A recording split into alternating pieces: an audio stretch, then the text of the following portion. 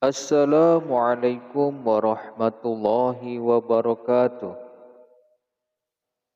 Dikisahkan, Baginda Raja kelihatan tampak murung. Semua menterinya tidak ada yang sanggup menemukan jawaban dari dua pertanyaan Baginda Raja. Bahkan para penasihat kerajaan pun merasa tidak mampu memberi penjelasan yang memuaskan untuk Baginda Raja. Padahal Baginda Raja sendiri ingin mengetahui jawaban yang sebenarnya. Mungkin karena sangat penasaran, para penasihat Baginda Raja menyarankan agar Abu Nawas saja yang memecahkan dua teka-teki yang membingungkan itu. Tidak begitu lama, Abu Nawas pun dipanggil dan dihadapkan kepada Baginda Raja.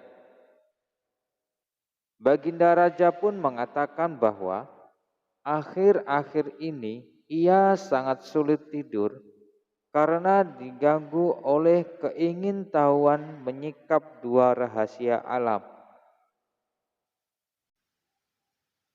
Tuanku yang mulia, sebenarnya rahasia alam yang manakah yang Paduka maksudkan? Tanya Abu Nawas dengan rasa ingin tahu. Aku memanggilmu untuk menemukan jawaban dari dua teka-teki yang selama ini menggoda pikiranku, kata Baginda Raja. Bolehkah hamba mengetahui kedua teka-teki itu, wahai Paduka junjungan hamba? Yang pertama, di manakah sebenarnya batas jagat raya ciptaan Tuhan kita? Tanya Baginda Raja. Di dalam pikiran, wahai Paduka yang mulia, jawab Abu Nawas tanpa sedikit pun perasaan ragu. Wahai Tuanku yang mulia, ketidakterbatasan itu ada karena adanya keterbatasan. Dan keterbatasan itu ditanamkan oleh Tuhan di dalam otak kita, yaitu di dalam otak manusia. Dari itu, manusia tidak akan pernah tahu di mana batas-batas jagat raya ini. Sesuatu yang terbatas tentu tidak akan mampu mengukur sesuatu yang tidak terbatas. Baginda Raja pun mulai tersenyum karena merasa puas mendengar penjelasan dari Abu Nawas yang masuk akal. Wahai Abu Nawas, manakah yang lebih banyak jumlahnya? Bintang-bintang di langit ataukah ikan-ikan di laut?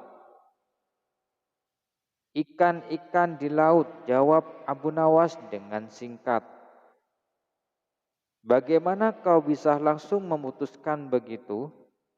Apakah engkau pernah menghitung jumlah mereka? Tanya Baginda Raja.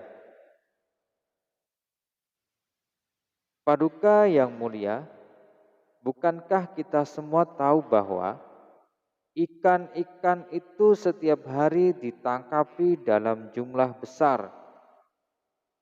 Namun begitu jumlah mereka tetap banyak dan seolah-olah tidak pernah berkurang karena saking banyaknya. Sementara bintang-bintang itu tidak pernah rontok. Jumlah mereka juga banyak, jawab Abu Nawas yang penuh keyakinan.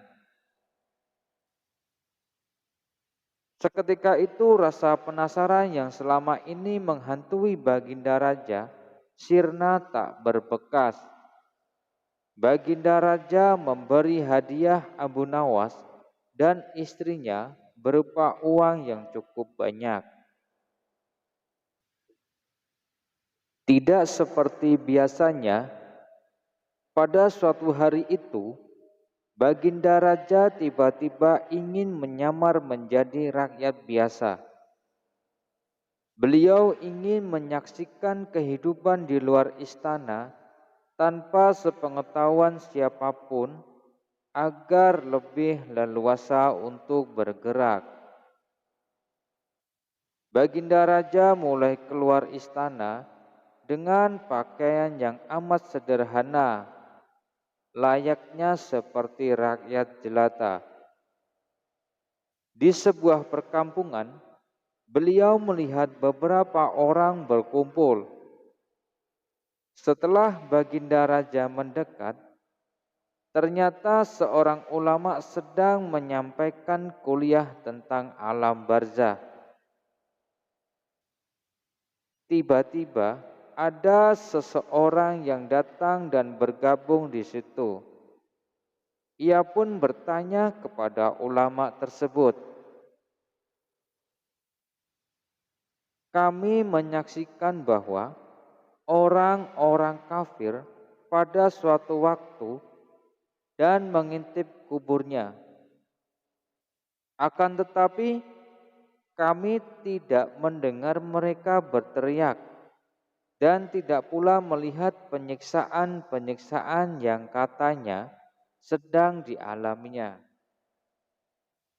Maka bagaimana cara membenarkan sesuatu yang tidak sesuai dengan yang dilihat oleh mata?"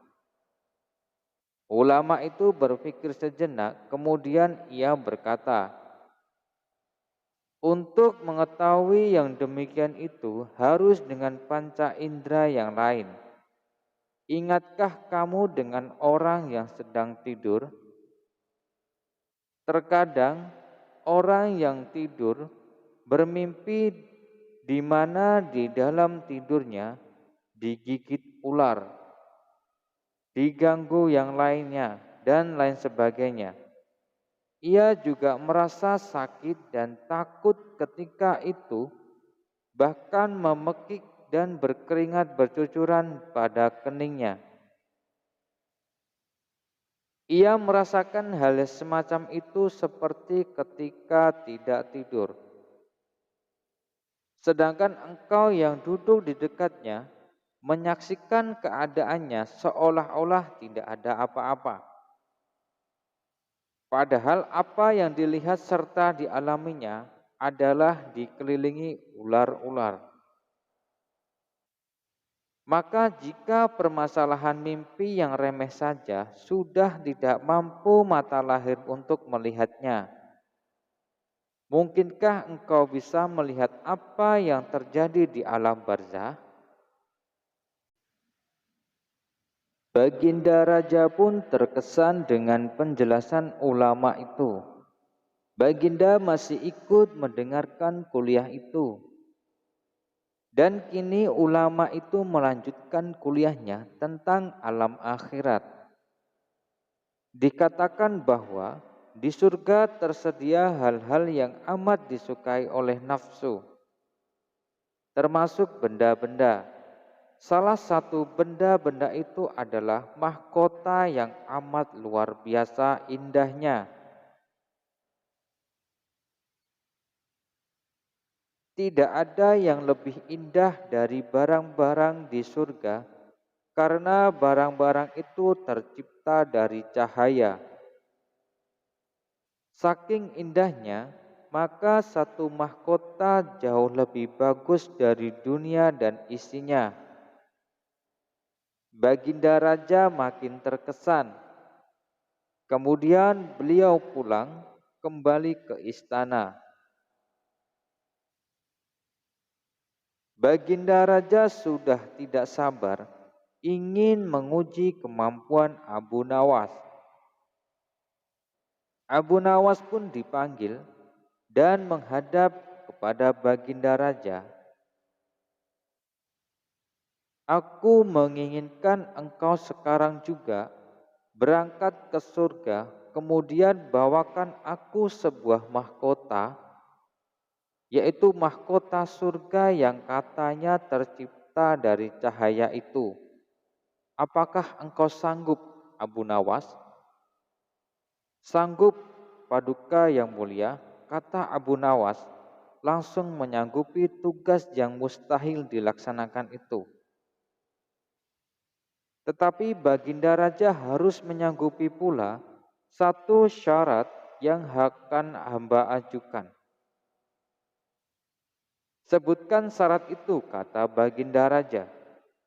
Hamba mohon Baginda menyediakan pintunya agar hamba bisa untuk memasukinya.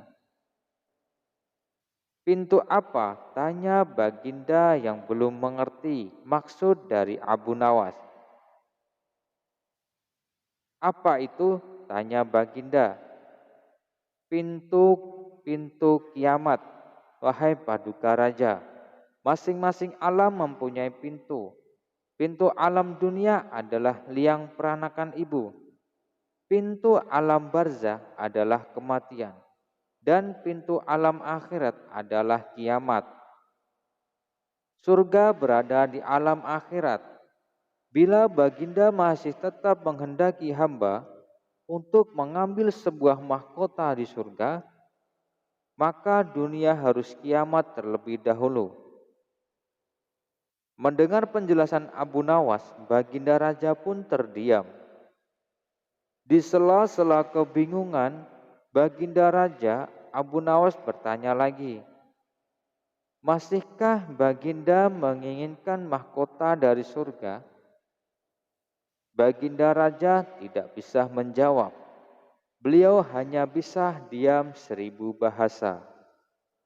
Sejenak kemudian, Abu Nawas mohon diri karena Abu Nawas sudah tahu jawabannya. Cukup sampai di sini dulu ya perjumpaan kita kali ini, dan nantikan kisah terbaru selanjutnya. Wassalamualaikum warahmatullahi wabarakatuh.